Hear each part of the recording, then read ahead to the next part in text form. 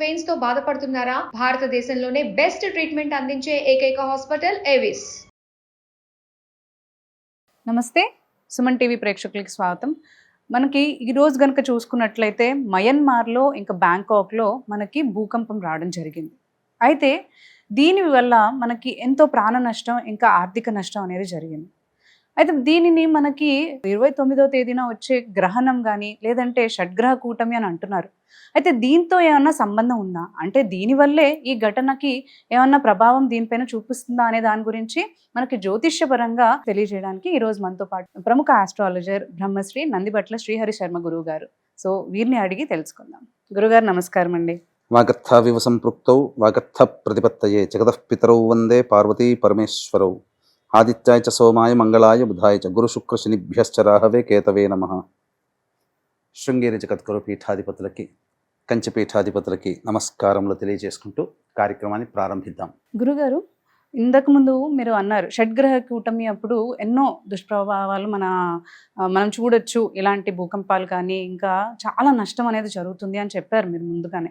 అయితే ఇప్పుడు మనకి జరిగిన మయన్మార్లో కానీ లేదంటే బ్యాంకాక్లో కానీ జరిగిన ఈ భూకంపం అనేది మనము ఈ షడ్గ్రహ కూటమి యొక్క ప్రభావమే అని అనుకోవచ్చు అంటారా?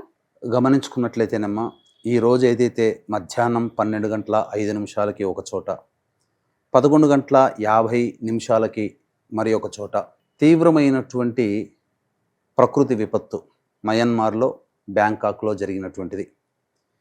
దీనివల్ల భారీ భూకంపం, దాదాపు ఈ సముద్రానికి 10 కిలోమీటర్ల లోపల ఉన్నటువంటి పలకలు విచ్ఛిన్నమైపోయి అలజడి రేగి భారీ భూకంపం అనేటువంటిది ఏర్పడడం జరిగింది.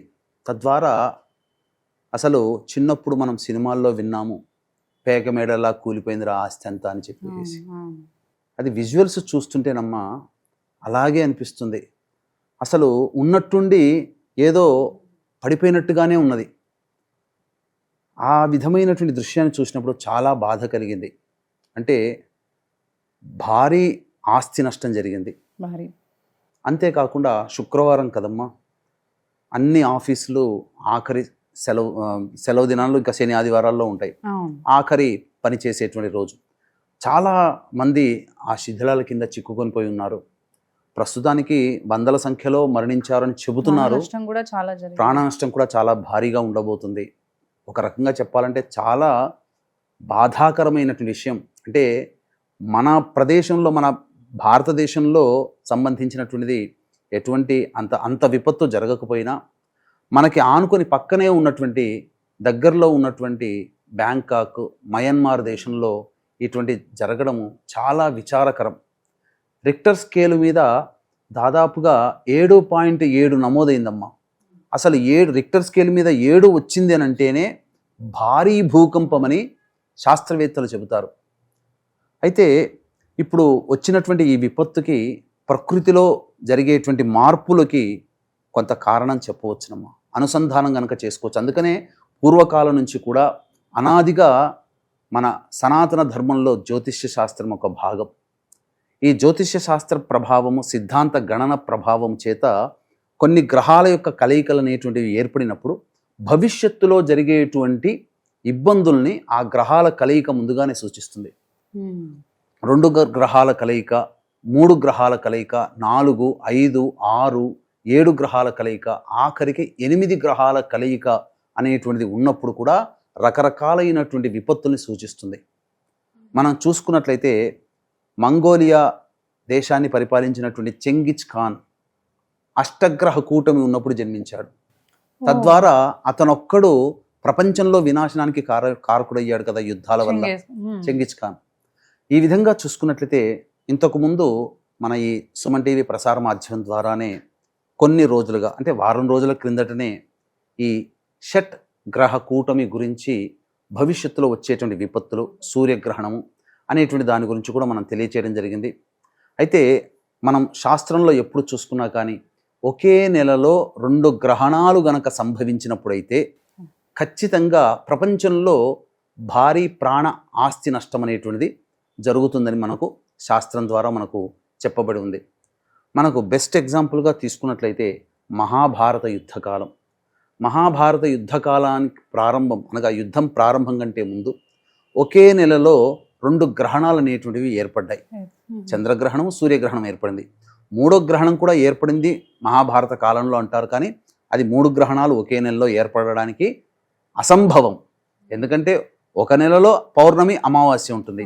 3వ గ్రహణం ఏంటనంటే జయద్రథుడిని సంహరించడానికి అర్జునుడు పూనుకున్నప్పుడు సూర్యాస్తమయం లోపల అనేటువంటి సంకేతం ఉంది. కాబట్టి తన చక్రాన్ని సూర్యుడికి అడ్డుగా పెట్టడం వల్ల ఆ విధంగా జరిగింది. అందువల్ల సూర్యుడు కొంతకాలం పాటు కప్పివేయబడ్డాడు. దాన్ని 3వ గ్రహణంగా మహాభారత యుద్ధకాలంలో చెప్పుకున్నారు. అయితే ఇప్పుడున్నటువంటి దానికి చూసుకున్నట్లయితే పాల్గొన మాసం పౌర్ణమి రోజున చంద్రగ్రహణం ఏర్పడింది. అలాగే ఇప్పుడు ఈ సంబంధించినటువంటి అమావాస్య రోజున సూర్యగ్రహణం ఏర్పడబోతుంది రేపు. అంటే అమెరికా లాంటి కొన్ని ప్రదేశాలలో ఏర్పడబోతుంది. అలాగే షట్గ్రహ కూటమి కూడా 29వ తారీఖు రాత్రి 10:32 శని భగవానుడు మీనరాశిలోకి సంచారం చేస్తాడు. ఈ కారణం చేత అలాగే అమావాస్య, షట్గ్రహ కూటమి, సూర్యగ్రహణము ఇవన్నీ వెరసి ప్రపంచంలో అంటే ప్రకృతి పరంగా కొన్ని విపత్తులు అనేటువంటివి వస్తాయని చెప్పేసి గత వారం 10 రోజుల ముందుగానే మన ఈ ప్రసార మాధ్యమంలో చెప్పాము. తద్వారా అది ఇప్పుడు విపత్తు జరిగింది కాబట్టి వచ్చి మనం చెప్పడం అని కాదమ్మా, ముందుగానే హెచ్చరించాము. కాబట్టి మన భారతదేశం ఏందనంటే కొంతమంది ఎక్కడో ఉంటారో ఆకతాయి మనస్తత్వం కలిగిన వాళ్ళు, కానీ అందరూ కూడా సనాతన ధర్మాన్ని పాటించే వాళ్ళు, ఎప్పుడు కూడా నిరంతరము దేవతా ధ్యానములో ఉంటుంటారు. కాబట్టి భారతదేశము చాలా మటుకు రక్షింపబడుతుంది. కానీ భారతదేశం కూడా విపత్తులు ఎదుర్కొన్నది. అదేంటో ఏ రకంగా విపత్తులు ఎదుర్కొందో మనం ముందు మనం తెలుసుకుందాం. ఇక ముఖ్యంగా ఈ షట్గ్రహ కూటమి ప్రభావం అనేటువంటిది ఒక నెల రోజుల ముందు నుంచి ప్రభావం ప్రారంభమై, అనగా చంద్రగ్రహణం కూడా ఉంది కదా. కాబట్టి ఈ షట్గ్రహ కూటమి ఏర్పడడానికంటే రోజునే నెల రోజుల వ్యవధిలో 2 గ్రహణాలు ఉన్నాయి. కాబట్టి నెల రోజుల నుంచే దాని ప్రభావం ప్రారంభమైంది. తత్కారణం చేత మనకు ఒక ఇస్లామిక్ కంట్రీలో సామూహికమైనటువంటి మారణ హోమం జరిగి బాంబు దాడి జరిగి దాదాపుగా వందల సంఖ్యలో మరణించారు ముస్లిం మతస్థులు. అలాగే అనేక దేశాలలో అంతర్గత పోరాటాల వల్ల చాలామంది చనిపోయారు. ఇప్పుడు ఇంతకుముందు ఏదో అనుకున్నాం, సౌత్ కొరియానా ఏదమ్మా, సౌత్ కొరియాలో మనకి మంటలు చెలరేగాయి. కాలిఫోర్నియాలో కూడా కార్చిచ్చులు కూడా చెలరేగాయి. ఇవన్నీ కూడా ప్రకృతి విపత్తులు కదమ్మా, ఎక్కడి నుంచి వచ్చాయో తెలియదు. అంతేకాకుండా అమెరికా కూడా విక్టిమ్ అయింది. టోర్నడోల రూపంలో దాదాపు 100 మందికి పైగా మరణించడం జరిగింది. భారీ ఆస్తి నష్టం జరిగింది. కనీ విని ఎరుగనటువంటి భారీ ఆస్తి నష్టము, జన నష్టము ఈ సంబంధించినటువంటి 10 రోజుల వ్యవధిలోనే జరిగింది. అదంతా ఆ భారీ టోర్నడోలు అమెరికాలో, అలాగే కాలిఫోర్నియాలో అగ్నికీలలు, అలాగే ఒక ప్రార్థనా మందిరంలో చేసుకుంటుండగా ఈ బాంబు దాడి జరిగి 100 మంది. ఇవన్నీ ఘటనలు మర్చిపోకుండానే బండి తేరుకుందే రూపంలోనే మయన్మార్లో, బ్యాంకాక్లో భారీ భూకంపం జరగడం ఇది సంబంధించినటువంటి విపత్తుగానే చెప్పవచ్చు. ఎందుకు జరిగింది అని అంటే మనం చూసుకుంటే ఈ జలప్రళయం అనేటువంటిది జరిగింది కదమ్మా. అంటే జలరాశి మీనరాశి, ఈ మీనరాశిలోకి 6 గ్రహాలు వచ్చి చేరుతున్నాయి. ఈ మీనరాశ్యాధిపతి అయినటువంటి గురువు రోహిణీ నక్షత్రంలో వృషభ రాశిలో స్థిర రాశిలో ఉన్నాడు. కానీ అలాగే కుజుడు స్తంభించి ఉన్నాడు. కుజుడంటే భూమికారకుడు. అట్టి కుజుడు స్తంభించి ఉన్నాడు మిథున రాశిలో. ఆ కుజుడు పునర్వసు నక్షత్రంలో ఉన్నాడు. పునర్వసు నక్షత్రాధిపతి గురువుకు సంబంధించినటువంటి ఒక రాశిలో ఈ గ్రహణం, మీనరాశిలో గ్రహణం ఏర్పడుతున్నటువంటి కారణం చేత ప్రధానంగా మన భారతదేశ కాలమానానికి కనుక సరిచూసుకుంటే ఇప్పుడు ఈ రోజున మిథున లగ్నంలోనే ఈ భూకంపం ఏర్పడింది. కుజుడు స్తంభించి ఉన్నాడు, చాలా ప్రమాదకారి. కుజుడు స్తంభించి ఉన్నప్పుడు కొన్ని విపత్కర పరిస్థితులు అనేటువంటివి జరుగుతాయి. కాబట్టి కుజుడు స్తంభించి ఉన్నటువంటి మిథున రాశి అనగా మిథున లగ్నంలోనే ఈ యొక్క ప్రభావం ఏర్పడింది. కాబట్టి జలతత్వము, భూతత్వము, మిథున రాశి ద్విస్వభావం అంటే వాయుతత్వం. కాబట్టి ఇక్కడ జలతత్వము, భూతత్వము, వాయుతత్వము ఇవన్నీ కలిసి ఈ రకంగా మనకు ఏర్పడింది. తద్వారా కుజుడు భూమికారకుడు, భూతత్వం. భూకంపం అంటే మనకు అక్కడ భూమి మీదనే జరిగింది. కానీ దీనికి మూలం ఎక్కడో సముద్రంలో ఉంది. అందుకనే సునామీ హెచ్చరికలు కూడా జారీ చేశారు. జలతత్వం అంటే రాబో రోజుల్లో ఇంకా భవిష్యత్తు ఒక 2-3 నెలల్లో ఇంకా ఇటువంటి విపత్కర పరిస్థితుల్ని మనం ఎదుర్కోక తప్పదు. ప్రపంచవ్యాప్తంగా కొన్ని ఎదుర్కోక తప్పదమ్మా. గురుగారు, అంటే ఇది ప్రపంచవ్యాప్తంగా ఇవన్నీ చూస్తూ ఉన్నాము. మన భారతదేశంలో కూడా దీని ప్రభావం ఏమన్నా ఉంటుందంటారా? మనకు ఈ షడ్గ్రహ కూటమి ఏర్పడుతున్నటువంటి రాశి ఏంటమ్మా? మీన రాశి. మన భారతదేశానికి సంబంధించినటువంటి చూసుకుంటే మీన రాశి ఈశాన్య రాష్ట్రాలని సూచిస్తుంది. ఈశాన్య రాష్ట్రాలు అనగా ఈ మణిపూర్, మేఘాలయ, ఉత్తరాఖండ్, అలాగే అస్సాం, త్రిపుర, పశ్చిమ బెంగాల్, ఈ రాష్ట్రాలలో విపత్తులు అనేటువంటివి ఉంటాయి. మనం గనక చూసుకుంటే ఇప్పుడు ఉత్తరాఖండ్ చమేలి జిల్లాల్లో భూకంపం 3.2గా ఏర్పడింది. అలాగే మయన్మార్కి చాలా దగ్గరగా ఉన్నటువంటి రాష్ట్రము ఈ సంబంధించినటువంటి మణిపూర్లో కూడా భూకంప తీవ్రత 5 దాటిందమ్మా. కాబట్టి మరి ఇదే విషయం కూడా 10 రోజుల క్రిందటనే వీడియోలో మన సుమన్ టీవీలోనే మనం చేయడం జరిగింది. ఈశాన్య రాష్ట్రాలైనటువంటి ఈ మణిపూర్, మేఘాలయ, త్రిపుర, అస్సాం, పశ్చిమ బెంగాల్, ఉత్తరాఖండ్ రాష్ట్రాలలో ఖచ్చితంగా దీని ప్రభావం పడుతుంది అని చెప్పేసేసని ఆ విధంగానే జరిగింది. ఆ మణిపూర్కి అతి చేరువలో ఉన్నటువంటి దేశంలో జరిగింది. మణిపూర్కి అతి చేరువలో మయన్మార్ ఉంది. కాబట్టి మన దేశాన్ని కనుక చూసుకుంటే మణిపూర్ని కేంద్రంగా మనం చెప్పాం. కానీ అతి కొద్ది దగ్గరలోనే ఈ మయన్మార్ దేశం ఉంది. అంటే మన జ్యోతిష్య శాస్త్రం అనేటువంటిది ఈ చెప్పబడినటువంటి అమ్మవారు ఇచ్చినటువంటి ఒక వాక్ అనుగ్రహమే తప్ప నా సొంత ఏ శక్తి అంటూ ఏమీ లేదు. కానీ ఇక్కడ నేను చెప్పొచ్చేది ఏంటంటే జ్యోతిష్య శాస్త్రాన్ని బేస్ చేసుకొని చెప్పినటువంటి మాట అక్కడ జరుగుతుంది అన్నప్పుడు మనం ఖచ్చితంగా జ్యోతిష శాస్త్రాన్ని శాస్త్రంగానే చూసి నమ్మాల్సిందే. దీనికి ఒక ఉదాహరణ, బెస్ట్ ఎగ్జాంపుల్ ఇదే. ఈశాన్య రాష్ట్రాలలో భూకంప ప్రకంపనలు ఎక్కువ అవుతాయి, సునామీ హెచ్చరికలు, జల ప్రమాదాలు జరుగుతాయని చెప్పి ముందే చెప్పడం జరిగింది. మణిపూర్కి పక్కనే ఉంది మయన్మార్ దేశం, ఎక్కడో లేదు, భారతదేశానికి ఆనుకునే ఉంటుంది. ఒకప్పుడు మయన్మార్ మన భారతదేశంలో భాగమే. కానీ ఆనాటి మన ప్రథమ పాలకుడు మహానుభావుడు నెహ్రూ గారు ఏదో దానం చేసేశారు. ఇప్పుడు దానికోసం మనం కొట్లాడుతున్నాం. ఆక్షాచిన్ దాని కూడా గడ్డి కూడా మొలవదని చెప్పి పార్లమెంట్లో మహానుభావుడు సెలవిచ్చాడు. ఆ ఆక్సాయిచిన్ గురించే ఇప్పుడు మోదీ వీళ్ళందరూ కూడా తలమునకలు అవుతున్నారు ఆ ప్రదేశాన్ని ఎలా తీసుకోవాలని చెప్పి. కానీ ఒకప్పుడు పనికిరాదనుకొని మన వాళ్ళు వదిలేసింది ఇప్పుడు మనకు ప్రమాదంగా మారింది. అందుకనే ఒకప్పుడంతా భారతదేశంలో భాగం ఇదంతా. మనం భారతదేశాన్ని కనుక చూసుకుంటే ఈశాన్య రాష్ట్రాలంటే మయన్మార్ కూడా వచ్చి చేరుతుంది. అయితే ఇలా మనకి ప్రభావాలన్నీ చూపుతున్నది షడ్గ్రహ కూటమి వల్ల. అయితే దీనికి మనకి ఏమైనా పరిహారాలు ఉంటాయి అంటే ఆ జ్యోతిష పరంగా మనం ఏమైనా పరిహారాలు చేసుకోవచ్చు అంటారా దీని ఎఫెక్ట్ తగ్గించుకోవడానికి? ప్రధానంగానమ్మా ఏ సమస్యకైనా కానీ 2 రకాల పరిష్కారాలు ఉంటాయి. ఒకటి మానవ పరిష్కారం, 2 దైవ పరిష్కారం. మానవ పరిష్కారం అంటే మనుష్యులుగా మీరు నేను అందరం కూడా మనకి మనం సొంతంగా చేసుకునేటువంటి పరిష్కారాలు. దైవ పరిష్కారాలు అనంటే మంత్రం యొక్క సహాయం తీసుకునేది. దైవం మంత్రాధీనం, తన్మంత్రం బ్రాహ్మణాధీనం. కాబట్టి బ్రాహ్మణుల ద్వారా చేసుకోగలిగేటువంటి పరిహారాలు కొన్ని చేసుకోవచ్చు. ముందుగా మానవ పరిష్కారాల్లో భాగంగా చూసుకున్నట్లయితే కాలాన్ని శాసించేటువంటి వాడు ప్రస్తుతానికి కలియుగంలో కలవు చండీ వినాయకో కాలభైరవ. కాబట్టి కాలాన్ని శాసించేవాడు కాలభైరవుడు. కాబట్టి కాలభైరవుని యొక్క ఆరాధన అందరూ చేయవలసిందే. ప్రతిరోజు కూడా 3 సమయాలలో ఉదయం, మధ్యాహ్నం, సాయంత్రం, రాత్రి కూడా 4వ కూడా మనం పెట్టుకోవచ్చు. 4 సమయాలలో కాలభైరవాష్టక పారాయణం ప్రతి వాళ్ళు కూడా 3 సార్లు పాటించాల్సిందే. అలాగే ఈ భూమికి సంబంధించినటువంటిది కాపాడేటువంటి వాడు భూవరాహస్వామి. కాబట్టి ఈ భూమి ప్రశాంతంగా ఉండాలి అని అంటే ఆ వరాహస్వామి యొక్క అనుగ్రహం కూడా ఉండాలి. అలాగే ఆదిశేషుడి మీద ఈ భూమి నిలబడి ఉంది అని చెప్పేసి మనకు పురాణాలు కూడా చెప్పబడి ఉన్నాయి. కాబట్టి సర్పదేవత ఆరాధన. కాబట్టి సుబ్రహ్మణ్య భుజంగ స్తోత్ర పారాయణము, వరాహస్వామి అష్టోత్తరం ఒక్కసారి చదువుకున్నా చాలు.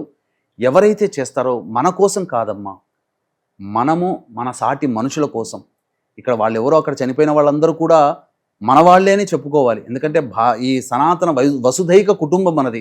మతాలు ప్రాంతాలు వేరు తప్ప అందరము ఒకటే. ఇప్పుడు మనకు రాలేదు కదా ఇబ్బంది అని చెప్పి మనం సంతోషంగా ఉండాల్సినది కాదమ్మా.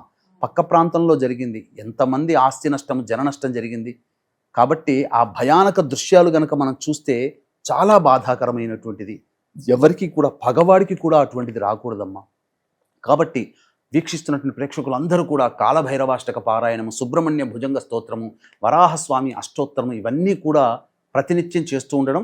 కాలభైరవాష్టక మాత్రం 4 సమయాలలో ప్రతిసారి 3 సార్లు చేస్తే కనీసము ఆ యొక్క ప్రభావం వల్ల ఈ భూమి శాంతిస్తుంది, భవిష్యత్తులో రాదు, ఇబ్బందులు అనేటువంటివి రావు. అంతేకాకుండా ఈ యొక్క సంబంధించినటువంటిది రేపే అమావాస్య, సూర్యగ్రహణము, శని కూడా మార్పు చెందుతున్నాడు. కాబట్టి మన పీఠమాధ్వర్యంలో రేపు ఈ యొక్క గ్రహణ సందర్భంగా సంకల్ప సిద్ధి, మీ యొక్క సంకల్పం నెరవేరాలి, అలాగే సర్వదోష నివారణలు జరిగిపోవాలి, వివాహం, ఉద్యోగం, దాంపత్యం, అనారోగ్య సమస్యలు అనేటువంటివి సమసిపోవాలనే ఉద్దేశంతో ఈ యొక్క సంకల్ప సిద్ధి, సర్వదోష నివారణ హోమాలు అనేటువంటివి రేపు సాయంత్రం 7 గంటలకి ప్రారంభమవుతాయి 29వ తారీఖు రోజున.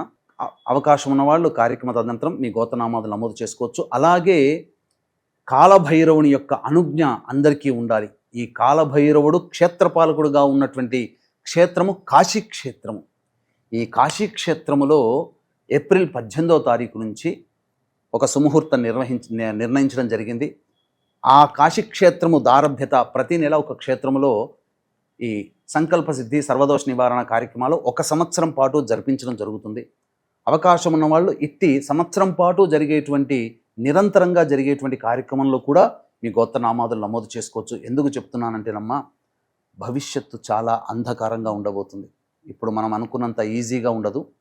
2027 లేదా 2028వ సంవత్సరం నుంచి మొదలుకొని ఒక పుష్కర కాలం పాటు, అంటే 2040వ సంవత్సరం వరకు ఈ భూమి 3 వంతులు కోల్పోతుంది, జననష్టం జరుగుతుంది. ఇది భయపెట్టడానికి కాదమ్మా, వాస్తవం. నాతో ఎంతోమంది అనేక సిద్ధపురుషులతో సాంగత్యం ఉండి ఆ సిద్ధపురుషులతో మాట్లాడినటువంటి విధానంగా వాళ్ళేమీ జ్యోతిష్యులు కాదు, కానీ భవిష్యత్తులో జరిగేటువంటి యొక్క ఇబ్బందుల్ని ముందుగానే తెలియచేయడం జరిగింది. ఒక రకంగా చెప్పాలి అని అంటే, పెట్టరేగిపోతున్నటువంటి ఒక మతం పూర్తిగా తుడిచిపెట్టుకుపోతుంది ఈ 2040 లోపల. శిష్టరక్షణ, దుష్ట శిక్షణ జరుగుతుంది. ప్రకృతి పాపాల్ని మోయలేదమ్మా. పాపం చేసే వాళ్ళందరూ కూడా తట్టాబుట్ట సర్దుకొని మళ్ళీ ఇంకొక జన్మ కోసం ఎదురు చూడాల్సిందే. 2040 కల్లా చాలా మటుకు 1/3 వంతు మంది మాత్రమే మిగిలే అవకాశం ఉంటుంది. అన్ని ప్రకృతి విపత్తులు జరగబోతున్నాయి. కాబట్టి ఇకనైనా కానీ జనాలందరూ కూడా మారండి. ఎందుకనంటే పాప పంకిలమైనటువంటి జీవితాన్ని పెంచుకుంటూ పోయి ఈ పాప పంకిలమైనటువంటి మనస్సుతో ఉండకండి. దేవతా ఆరాధన చేయండి. నిత్యం మీ యొక్క గ్రామ దేవత, కులదేవతని ఆరాధన చేయండి. అలాగే అవకాశం కుదిరినప్పుడల్లా దేవతా పూజల్లో పాల్గొనే ప్రయత్నం చేసుకోండి. మీకు అంతా కూడా శుభం జరుగుతుంది. ఈ యొక్క శుభం అందరికీ అందించాలనేటువంటి ఒక సదుద్దేశంతో ఈ రేపు 29వ తారీఖు రోజున సంకల్ప సిద్ధి, సర్వదోష నివారణ కార్యక్రమాలు కాశీ క్షేత్రముగా ఉండి కాలభైరవుని యొక్క క్షేత్రమైనటువంటి కాలభైరవుని సాక్షిగా ఈ యొక్క సంవత్సరం పాటు కుటుంబ సభ్యుల గోత్రనామాదులతో జరిపించడం జరుగుతుంది. మృత్యుంజయ హోమం ఖచ్చితంగా జరుగుతుంది. కాబట్టి అవకాశం ఉన్నవాళ్ళు ఈ కార్యక్రమంలో 2 కార్యక్రమంలో కూడా నమోదు చేసుకోవచ్చు. అలాగే గురుగారు, ఇప్పుడు మనకి ఇంత నష్టం, ఇంత ప్రాణ నష్టంగా, ఆస్తిక నష్టం ఇవన్నీ జరిగాయి కదా మనకి, అంటే చాలా పెద్ద రేంజ్లో జరిగాయి చెప్పుకోవాలంటే. అయితే ఇలాంటివి ఇంతకు ముందు కూడా మనకి ఏమైనా పరిస్థితులు ఎదురయ్యాయి అంటారా? జరిగాయమ్మా. ఎందుకంటే 2022వ సంవత్సరంలో కూడా కొన్ని సంఘటనలు జరిగినప్పుడు దాన్ని బేస్ చేసుకొని, ఎందుకనంటే ఏదో ఇక్కడికి వచ్చి కూర్చున్నాము అని అంటే ఏదో నోటి మాటగా చెప్పడం కాదమ్మా, ఒక రీసెర్చ్ చేసుకొని చెప్పడం జరిగింది. 1940వ సంవత్సరం నుంచి 2022వ సంవత్సరం వరకు కొన్ని సందర్భాలలో ఒకే నెలలో 2 గ్రహణాలు అనేటువంటివి ఏర్పడినప్పుడు ఆ 2 గ్రహణాల ప్రభావం తదనంతరం ఏ సంఘటనలు జరిగాయని చెప్పి పూర్తిగా రీసెర్చ్ చేసుకొని వీక్షించేటువంటి ప్రేక్షకులు ఒకే నెలలో 2 అని అంటే జనవరి, ఫిబ్రవరి, మార్చి ఇలాంటి గ్రెగోరియన్ కాదండి. మన సనాతన ధర్మంలో, జ్యోతిష్య శాస్త్రంలో చెప్పుకునే చైత్ర, వైశాఖ, జ్యేష్ఠ, ఆషాఢ ఇలాంటి నెలలలో. కాబట్టి ఆ తేడాను గమనించండి. ఇప్పుడు నేను మీకు ఒక లిస్ట్ చదువుతాను. మచ్చుకి కొంత లిస్టేనమ్మా. ఒకే నెలలో 2 గ్రహణాలు. ఇప్పుడు మనకు పాల్గొన మాసం ఇప్పుడు కదా, ఇప్పుడు ఈ పాల్గొన మాసంలో చంద్రగ్రహణం ఏర్పడింది, సూర్యగ్రహణం కూడా ఏర్పడింది. ఇప్పుడు మనం పాల్గొన మాసాన్ని చూసుకొని 2 గ్రహణాలు వచ్చినటువంటి కారణం చేత కొన్ని ప్రపంచ దేశాల్లో ఏర్పడినటువంటి ఇబ్బందులు అనేటువంటివి మనం తెలియచేసుకున్నాం. చూస్తున్నాం. కాబట్టి ఇప్పుడు అదే విధంగా ఒకే నెలలో 2 గ్రహణాలు ఏర్పడినప్పుడు ప్రపంచవ్యాప్తంగా ఎటువంటి ప్రాణ ఆస్తి నష్టాలు జరిగాయో మచ్చుకి కొన్ని సంఘటనలు మనకు ప్రసార మాధ్యమంగా తెలియజేస్తాను. 23 ఏప్రిల్ 1948 రోజున చంద్రగ్రహణం, అలాగే 9 మే 1948 రోజున సూర్యగ్రహణం. దీని ప్రభావం వల్ల ఇప్పుడు మనము ఇస్రాయిల్ సంబంధించిన దేశం కదా, యూదులు వీళ్ళందరూ కూడా మతస్థులు. ఫస్ట్ వార్ 14 మే 1948న అరబ్ ఇజ్రాయిల్ దేశాల మధ్య, అరబ్ దేశాలు ఇజ్రాయిల్ మధ్య మొట్టమొదటి వార్ అప్పటి నుంచి ప్రారంభమైంది. ఏప్రిల్ 1948 మేలో, ఏప్రిల్లో మేలో ఏర్పడినటువంటి 2 గ్రహణాలు. 5 సెప్టెంబర్ 1941 చంద్రగ్రహణం, 21 సెప్టెంబర్ 1941 సూర్యగ్రహణం. దీనివల్ల సెకండ్ వరల్డ్ వార్ స్టార్ట్ అయింది. ఒకే నెలలో ఏర్పడినటువంటి గ్రహణాల వల్ల సెకండ్ వరల్డ్ వార్ స్టార్ట్ అయింది. అలాగే 29 ఏప్రిల్ 1976 చంద్రగ్రహణం, 13 మే 1976 సూర్యగ్రహణం. దీని ప్రభావం వల్ల ఎంత భారీ ప్రాణ నష్టం అంటే 28 జూలై 1976లో టంక్షన్, చైనాలోని ఒక టంక్షన్ అనే రాష్ట్రంలో భూకంపం సంభవించి 6,55,000 మంది మరణించారు. అలాగే 15 డిసెంబర్ 1982 సూర్యగ్రహణం, 30 డిసెంబర్ 1982 చంద్రగ్రహణం. దీనివల్ల 1983 సంవత్సరంలో జనవరి, ఫిబ్రవరి, మార్చ్ 1983 ఈ 3 నెలల్లో మన భారతదేశంలో అస్సాం తీవ్రవాదులు 545 సార్లు అటాక్ చేయడం వల్ల మన భారతదేశంలో 5,000 మంది మరణించారు. అలాగే 30 అక్టోబర్ 2005లో సూర్యగ్రహణం, 17 అక్టోబర్ 2005లో చంద్రగ్రహణం. ఈ కారణం చేత అక్టోబర్ 8, 2005లో కాశ్మీర్లో భూకంపం వచ్చి 1,00,000కు పైగా చనిపోయారు. అలాగే 30 డిసెంబర్ 2009 చంద్రగ్రహణం, 15 జనవరి 2010 సూర్యగ్రహణం. ఈ కారణం వల్ల హైతీ దేశంలో ఎర్త్క్వేక్ వల్ల దాదాపు 2,00,000కి పైగా చనిపోయారు. మొన్న రీసెంట్గా 25 అక్టోబర్ 2022లో సూర్యగ్రహణం, 8 నవంబర్ 2022లో చంద్రగ్రహణం. ఈ కారణం వల్ల టర్కీ, సిరియాలో భూకంపం సంభవించి 50,000 పైచిలుకు మంది చనిపోయారు. ఇప్పుడు కూడా పాల్గొన మాసంలో పాల్గొన పౌర్ణమికి చంద్రగ్రహణం, ఇప్పుడు సూర్యగ్రహణం. ఇప్పుడు మయన్మార్ మరియు బ్యాంకాక్లో భూకంపం, ఒక ప్రార్థనా మందిరంలో ముస్లింలు అటాక్ చేయడం, బాంబు అటాక్ చేయడం, అలాగే కాలిఫోర్నియాలో బాగా కార్చిచ్చులు రావడం, ఇప్పుడు మీరు చెప్పారు సౌత్ కొరియాలో కూడా కార్చిచ్చులు జరగడం, అగ్నికీలలు. అలాగే అమెరికాలో టోర్నడోల రూపంలో భారీ ఆస్తి నష్టం జరిగింది, 100ల సంఖ్యలో మరణించడం జరిగింది. కాబట్టి ప్రపంచవ్యాప్తంగా ఇవన్నీ జరుగుతున్నాయమ్మా. ఇవన్నీ మచ్చుకు మాత్రమే తెలియచేయడం జరిగింది. కాబట్టి భవిష్యత్తులో ఇంతకుముందు చెప్పుకున్నట్టుగా 2028 నుంచి ఒక పుష్కరం కాలం పాటు 2040వ సంవత్సరం వచ్చేంత వరకు ఈ ప్రపంచవ్యాప్తంగా అనేకమైనటువంటి దుస్సంఘటనలు జరగబోతున్నాయి. దీనికి మానవులు చేసేటువంటి పాపాలే, మోసాలే. కాబట్టి శిష్ట రక్షణ, దుష్ట శిక్షణ అనేటువంటిది జరుగుతుంది. కాబట్టి ఎవరైతే దేవతానుగ్రహాన్ని, ఏ మతమైనా పర్వాలేదు, ఆ యొక్క మత దేవతని ఆరాధించుకుంటూ ఉన్న వాళ్ళని ఆ దైవం రక్షిస్తుంది. కాబట్టి అందులో ఏమాత్రం సందేహం లేదు. ఇకనైనా కానీ ప్రజలందరూ కూడా కాలభైరవుని ఆరాధన చేయండి, తప్పకుండా మీకు మంచి జరుగుతుంది అని చెప్పవచ్చు. అవకాశం ఉంటే కాశీక్షేత్రంలో జరిగేటువంటి సంవత్సరం పాటు జరిగేటువంటి సంకల్ప సిద్ధి, సర్వదోష నివారణ కార్యక్రమాల్లో గోత్రనామాదులు నమోదు చేసుకోండి. తప్పకుండా ఆ కాలభైరవుడు మిమ్మల్ని, మీ కుటుంబాన్ని సంరక్షిస్తాడు. మీ ఇంట్లో చెప్పిన విధంగా కూడా మీరు కూడా మీ ఇంట్లో మీకు మీరుగా చేసుకోవచ్చు. ధన్యవాదాలు. సర్వం శ్రీ ఉమామహేశ్వర పరబ్రహ్మార్పణమస్తు.